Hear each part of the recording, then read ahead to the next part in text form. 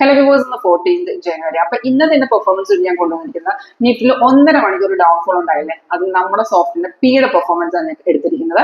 അപ്പൊ വിപണിയിലെ ചടങ്ങുകൾ കറക്റ്റ് ആയിട്ട് മനസ്സിലാക്കാൻ സാധിക്കുകയാണെങ്കിൽ ഇത്തരത്തിലുള്ള പ്രോഫിറ്റബിൾ ആയിട്ടുള്ള ട്രേഡുകൾ നമുക്ക് പിക്ക് ചെയ്യാൻ സാധിക്കും. അപ്പൊ നമ്മുടെ സോഫ്റ്റ് ഉപയോഗിച്ച് അത്തരം പ്രോഫിറ്റബിൾ ട്രേഡുകൾ നമുക്ക് എങ്ങനെ പിക്ക് ചെയ്യാം, നിങ്ങൾക്ക് ഈ ഒരു സ്ട്രാറ്റജി പഠിക്കാൻ താല്പര്യമുണ്ടോ എങ്കിൽ കോൺടാക്ട് ചെയ്തോളൂ.